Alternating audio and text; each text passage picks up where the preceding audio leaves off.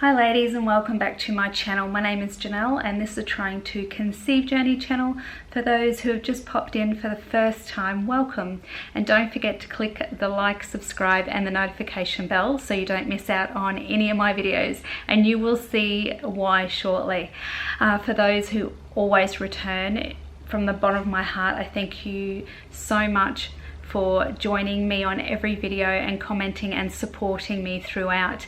You also support me on Instagram, so that's at Rainbow Baby Mama 77, and a lot of you instant message me over there and have given all your love and prayers and thoughts and everything else over this hard time that we're going through at the moment, and I appreciate it.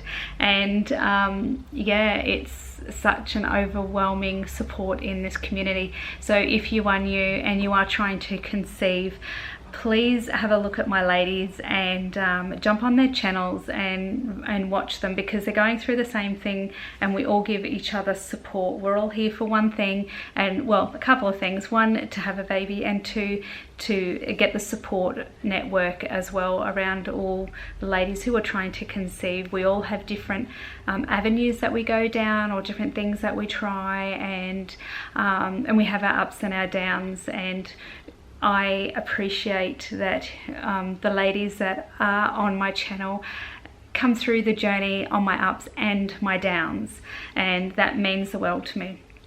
So without going on about that, today's video is about, unfortunately, my number 7 miscarriage. So just so you know, first, I am recovering well, and I am now 8 days past my miscarriage, and I am feeling good enough to talk to you today. So going back last Tuesday, I had a DNC, so that would have been around 8 weeks 1 day, and at 7 weeks 3 days they did not find a fetal heart rate. So that would have been the Friday they didn't find a heart rate, but on the Monday they did. So when I went into my specialist on that Monday, it was a heart rate of 116.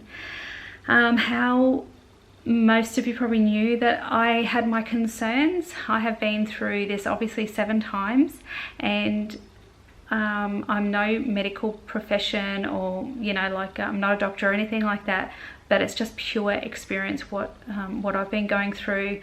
I kind of know by my HCG levels and my scans, and kind of generally how I feel to whether things are going right or not. And just because what I'm talking about now is happening to me doesn't mean it's happening to you. Everyone is different, so I just wanted to say that. But I'm going to talk about what has happened and how I knew.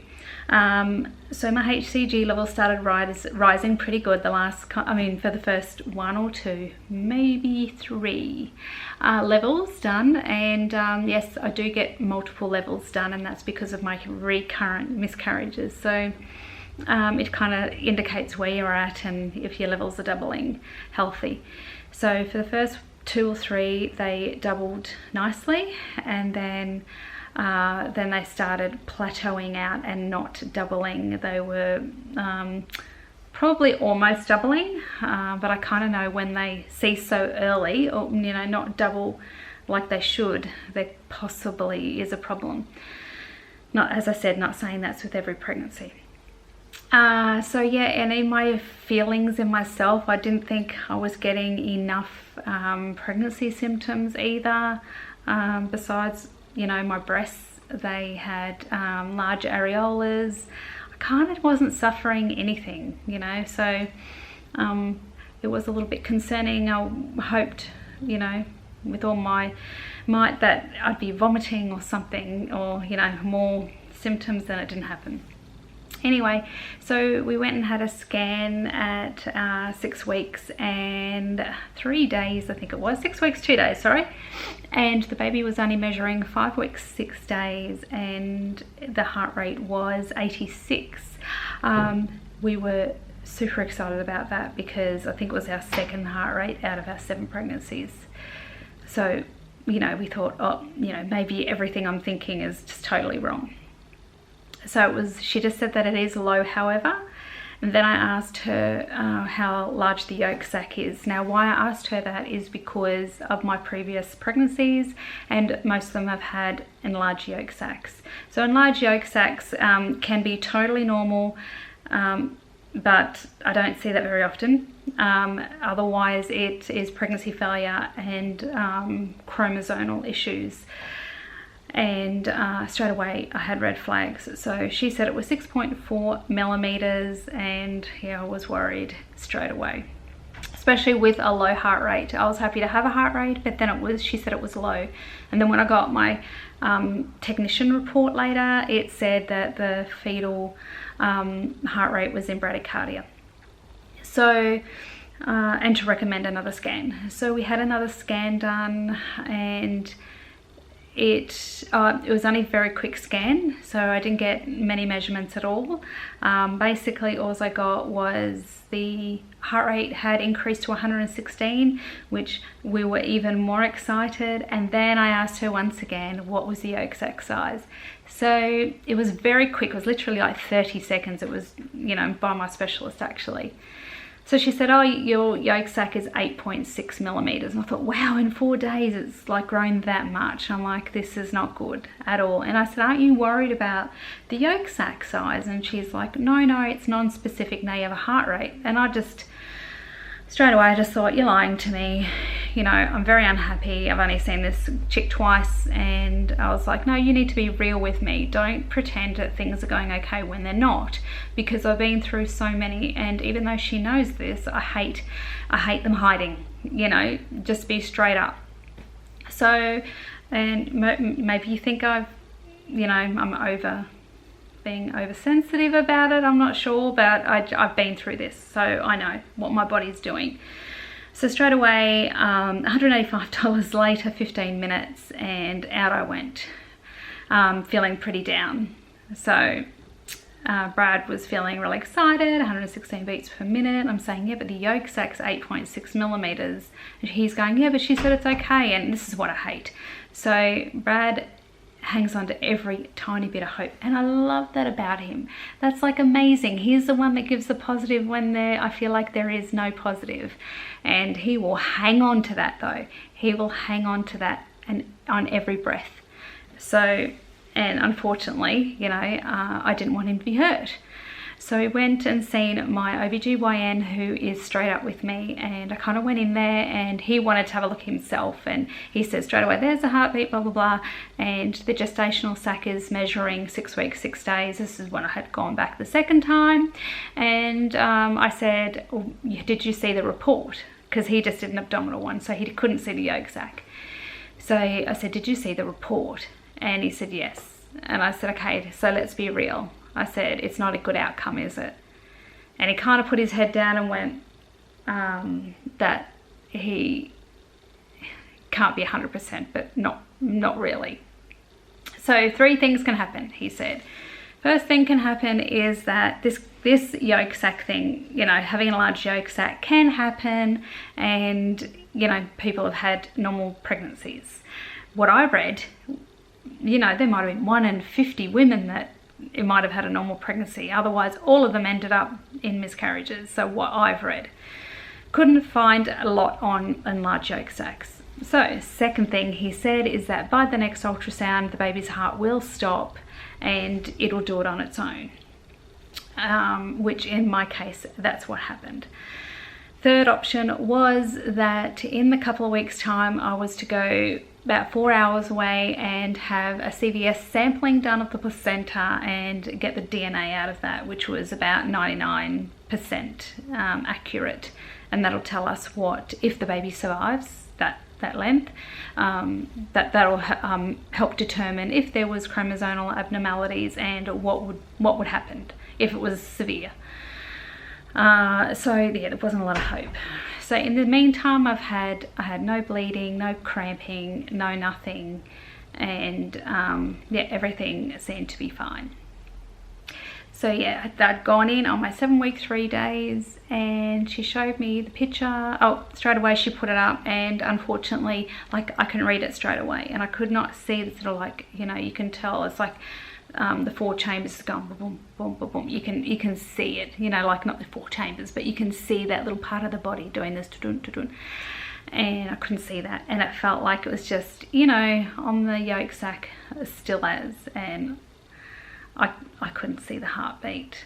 And she started measuring, and at this point I was like, you know, it's definitely, there's no heart rate. I hadn't said anything to Brad, I just laid there, and she started measuring, and the yolk sac was 4.4 millimeters. And I thought, oh, maybe I've missed it and the yolk sac has shrunk, like that'd be amazing. Or this is how fast things are going through my brain. Or the baby has passed and it's already started to shrink. And that's why it looks smaller. So yeah. Then the baby was only measuring an extra 4 days out of a week and a half or something like that. So yeah, crushed, absolutely crushed. So then she tried to say to me, it's possible that the baby's heart rate is faint and we just can't pick it up right now. And that made me cranky, because I'm like, no, it should, you know, I'm not saying it back to her, but I'm like, no, it's supposed to be stronger. So it should have been more than 130 beats per minute by this stage, and it definitely should have been stronger. You should definitely be seeing it. There's no, it's getting faint, you know. So I'm like, there's that little glimmer of hope that someone else is putting into Brad's brain. And so, because straight away, you know, because I said, so you can't see the heart rate, right? And she's like, no, we can't pick it up. So it could be your heart rate. I'm just like, oh my gosh, you know. So I was absolutely devastated, and my OBGYN went away until the Monday. So I had to wait from Friday to Monday to see him, and it was just like, I can't even describe the pain that we went through in those days. And it was unbelievable. It's very hard to get to a heart rate and then, you know, see it 3 or 4 times, and then that's it, it's gone.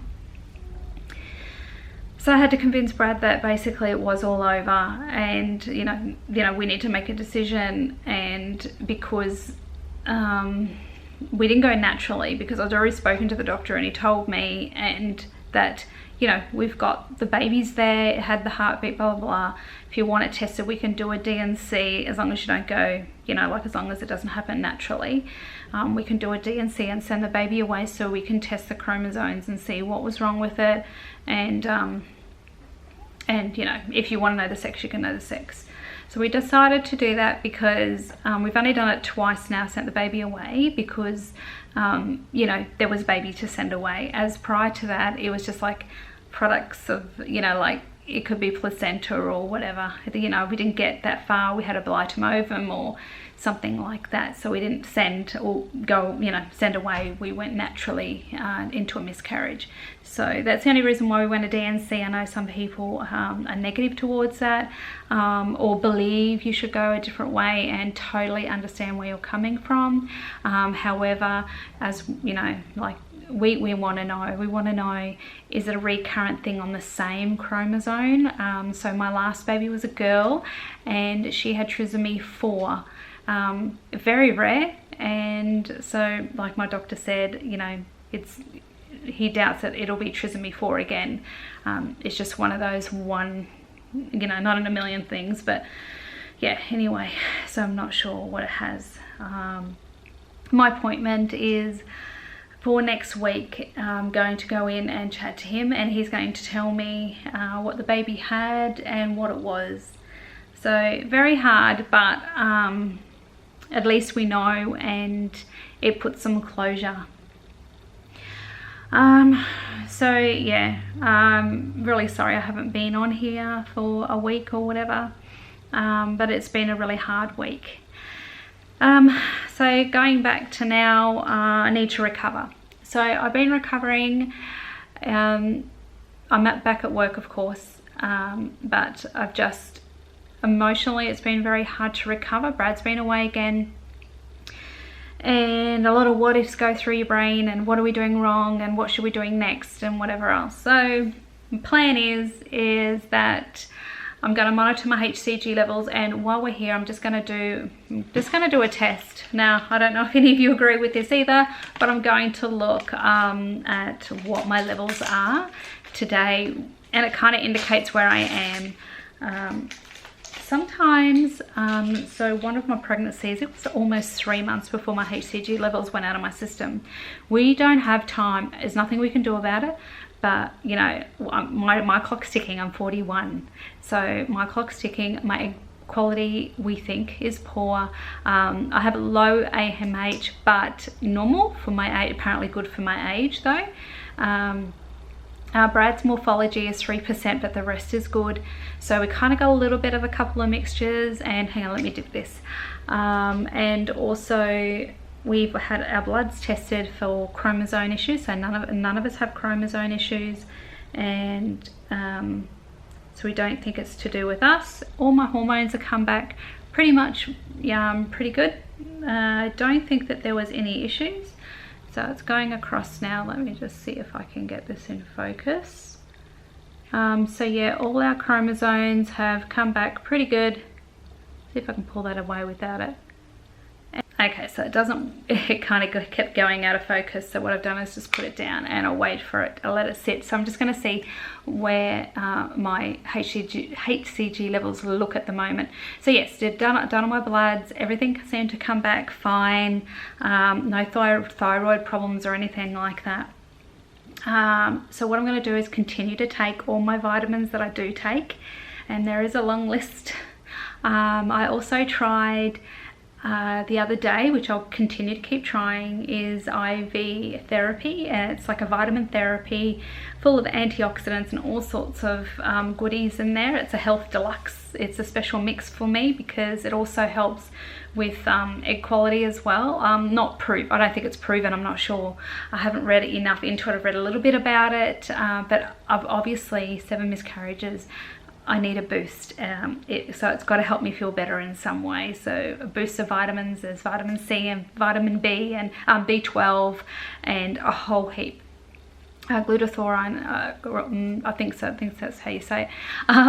A whole heap of things. And I tell you, thank you so much, Tanika, for showing like different ways of helping us to conceive and trying different things, because she does a lot of her research. So jump on to Simply Tanika, and there's a lot of different vitamins or different therapies or acupuncture or yoga that she does to help her. And you know, when you start looking into it, you realize that all these combined actually help you. So Tanika is the one that put me onto this IV therapy, and I thought, why not? It's not going to hurt, because at the end of the day, if it doesn't help my egg quality, it's surely going to help give me a boost. I was feeling just so defeated, depleted, everything, and you know, that boost of vitamins has already helped.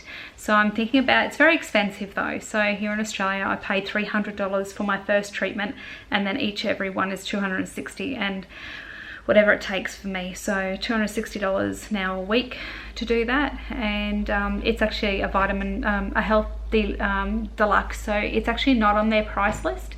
They actually make it up themselves, but it's full of everything. So I'm actually going to get a list of all the ingredients. I have seen it. I just don't know it off by heart to tell you if any of you are interested in it. Yeah, it'll definitely give you a boost of all your vitamins and make you feel better, if anything.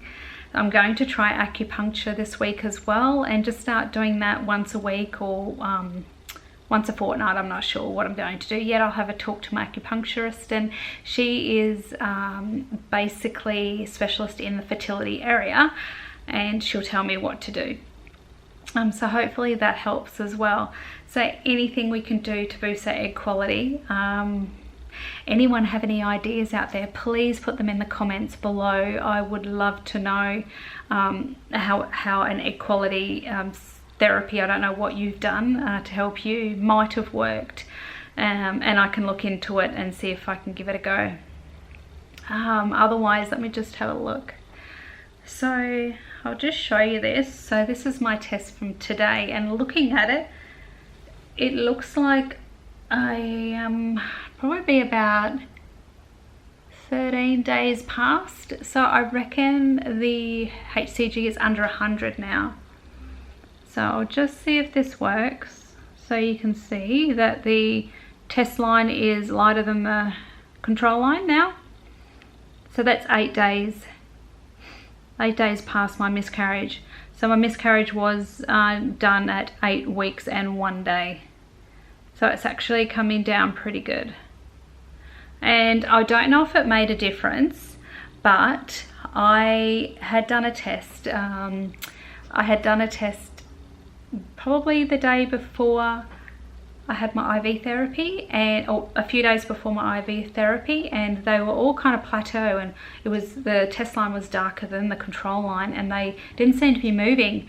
Once I did my IV therapy, and I don't know if this did anything or not, but once I did my IV therapy, all of a sudden, bam, the next day, the control line was darker than the test line. So whether that helped move things along and flush my body out, I'm hoping that did help.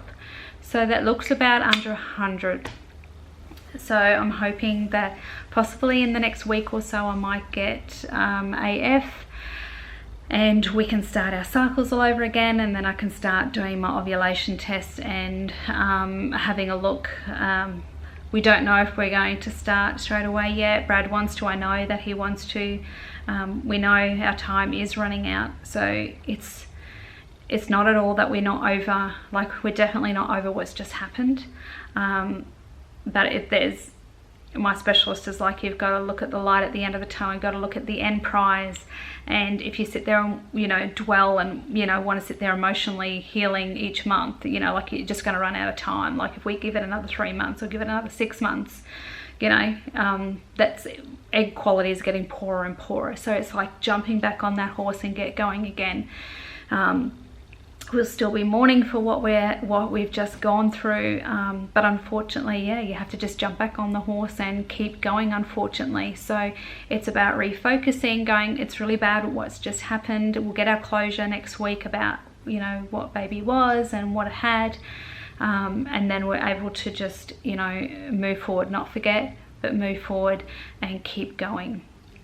I don't know if you agree with that, and if you've got plenty of time, you probably won't agree with that, but if you don't have time like me, then you'll understand that we've had to move forward as quickly as possible.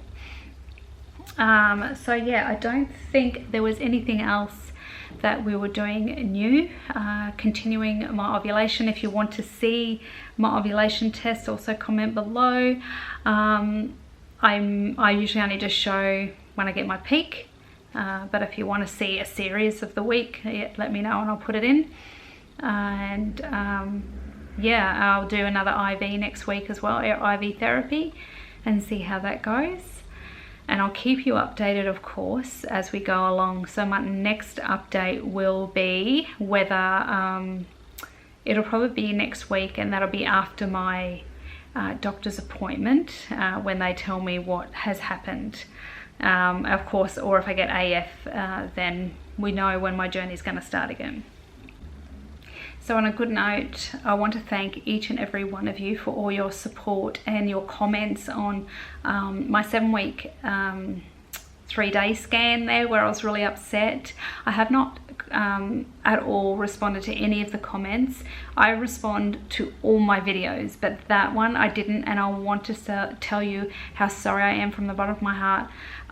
It hurts so bad that I can't physically get on there and comment, but please know that every single comment that you said has touched my heart and has helped me heal in some way, whichever way what your comments say. I've taken it all in. Please know that. Also, all the ladies that have jumped on my Instagram and every day, sometimes twice, 3 times a day, have continued to just get on there and, are you okay? Is there anything I can do? I'm sending you a virtual hug. It's just a constant thing, and please don't think that you're annoying me. It's what's kept me going. It really has.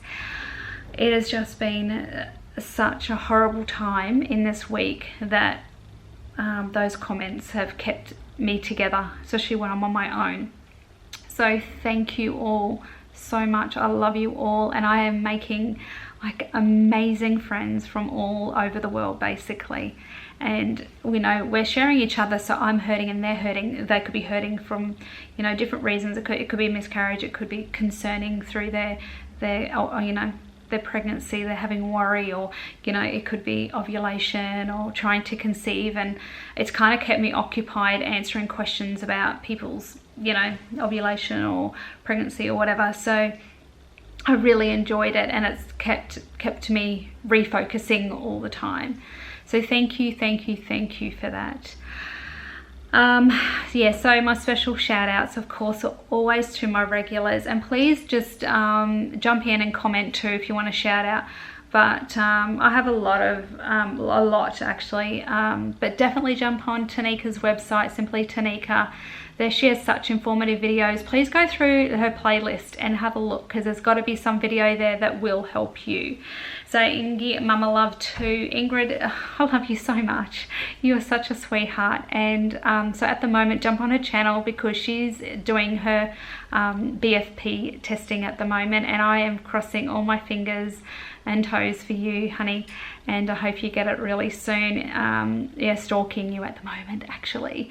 Also, my stalk is Amber from Fields Vlogs. She is also waiting her BFP, and I tell you the anxiety I have.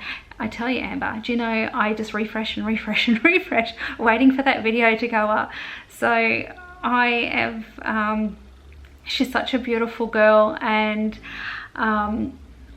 it's just, these girls are just amazing. You have to just jump on these channels. So Amber, I'm praying for you, honey, that these next couple of days you are going to get your BFP as well.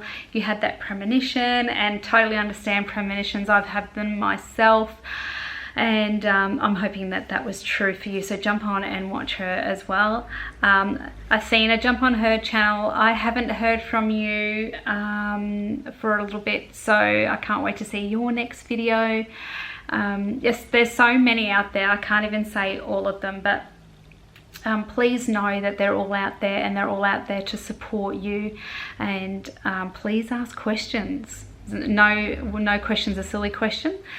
You could be brand new and not even know what the acronyms are for, you know, BFP and AF and all that kind of stuff. So just ask the question. We're not going to laugh. There's no judgments made here. There's no judgments on your age, your religion, your physical color. There's nothing. We all love each other. We all support each other, and yeah, we are all here for each other. And goodness, I've made such great friends, and can't wait to continue making these friends.